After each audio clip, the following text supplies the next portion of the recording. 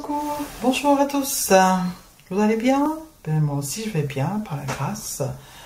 Un petit coucou à nos amis des Antilles, à Métropole, et puis à tous ceux du monde entier, tous ceux qui passent par ces moments difficiles que nous entendons tous. Je vous dis, tenez bon, n'abandonnez pas. Vous êtes peut-être parmi ceux qui sont rejetés, n'abandonnez pas. Celui qui nous donne la vie est en vous aussi. C'est une force. Alors tenez bon. Tenez bon. Aujourd'hui, j'ai envie de partager avec vous une petite réflexion que j'ai lue sur un groupe de croyants. Alors c'est une réflexion d'une dame politique. Elle s'appelle Lise Payette. Elle a écrit cette réflexion en 2015. Alors je vais vous la lire parce que elle m'a interpellée, cette réflexion. Les dirigeants assoiffés de pouvoir utilisent la peur comme outil de soumission. Ça a été vrai dans tous les pays du monde et c'est encore vrai aujourd'hui. Vous n'avez qu'à lire les journaux pour vous en rendre compte. Savoir faire peur au monde est le point de départ de ceux qui ont comme objectif de tout contrôler. Et quand la peur est installée profondément dans la tête de chacun, les tyrans peuvent régner. Faire peur au monde est devenu plus qu'un slogan. C'est maintenant un gros outil de communication qui sert à faire gagner une élection, à vendre de la salade ou de l'assurance vie. Les spécialistes en communication savent vendre n'importe quoi en distillant un frisson de peur dans leur message, car l'être humain a du mal à contrôler ses peurs et il se soumet plus rapidement quand il est effrayé. Il se soumet plus rapidement quand il est effrayé. Une belle citation, mes amis, hein? Vraiment, une belle réflexion. Là, on parle des dirigeants de ce monde. Hein? Et comme je l'ai répondu à ce groupe, ce n'est pas juste les dirigeants de ce monde.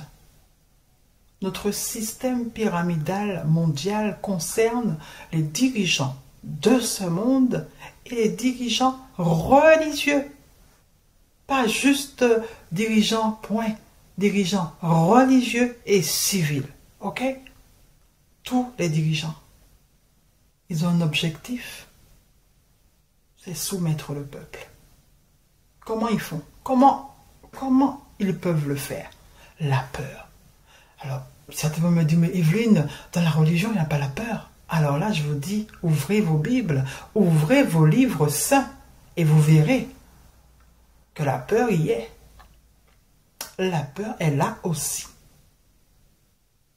Dès la Genèse, la peur a été installée.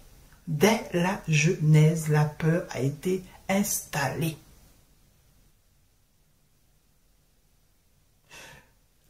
Cette dame, elle a dit, alors, il faut que je retrouve, voilà. Savoir faire peur au monde est le point de départ de ceux qui ont comme objectif de contrôler, de tout contrôler. Savoir faire peur au monde est le point de départ de ceux qui ont comme objectif de tout contrôler. Le point de départ. Dès le départ, dans la Genèse, on a installé la peur. La désobéissance de l'homme. Et la peur est installée.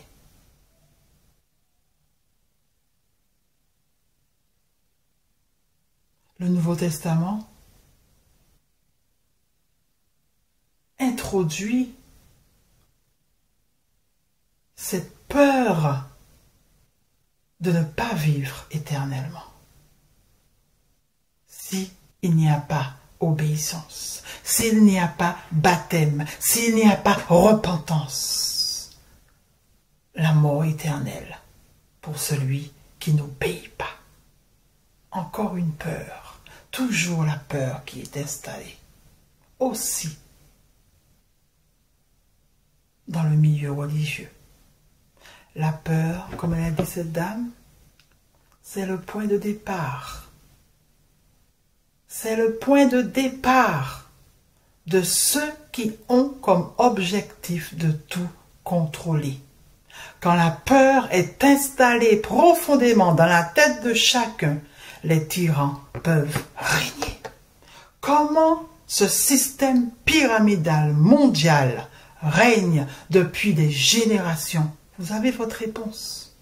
Que vous soyez du côté civil, que vous soyez du côté religieux, les tyrans sont gagnants. Les tyrans sont gagnants parce qu'ils ont installé en nous la peur. Dans le milieu religieux, on a peur de ne pas être sauvé. On a peur de mourir éternellement. On a tellement de peur qu'on obéit, qu'on se soumet, qu'on reste gentil, on ne dit pas que ça ne convient pas. Voilà. On est dans le camp des gentils. Parce qu'il faut obéir. Sinon, si on n'obéit pas, on va mourir éternellement.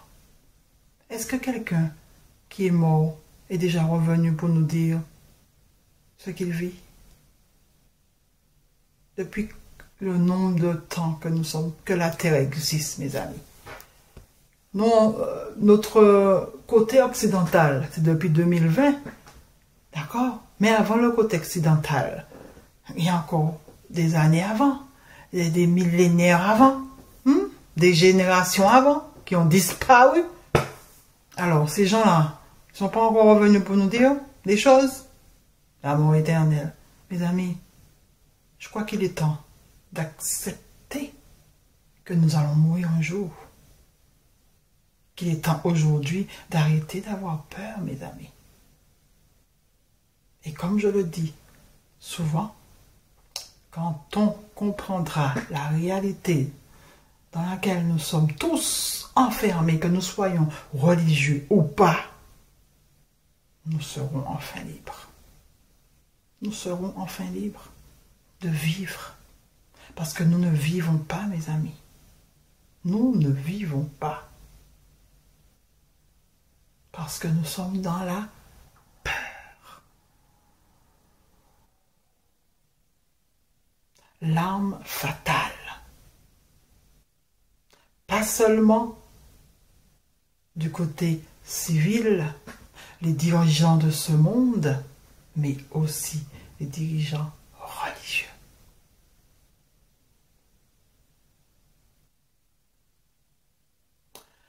Voilà mes amis, passez une belle journée, puis on se retrouve la semaine prochaine par la grâce de celui qui nous a donné la vie. Parce qu'encore une fois, je vous le dis, les choses sont trop bien organisées pour que... Quand je dis les choses, je ne parle pas de toutes ces catastrophes, d'accord? Parce que les catastrophes, elles sont humaines. Mais quand je dis les choses, c'est plutôt la nature. Voilà, la nature qui nous entoure est trop bien organisée pour qu'on puisse dire que c'est le chaos qui a mis tout cela, qui a organisé tout cela. Nous sommes nous-mêmes une créature trop merveilleuse pour dire que c'est juste le chaos qui a organisé cela. Mes amis, c'est pas possible. Ce n'est plus possible en 2022 de croire que nous sommes le fruit du hasard. Alors voilà, celui qui nous a donné la vie par sa grâce. On se retrouve la semaine prochaine. Bye bye à tous. Belle journée.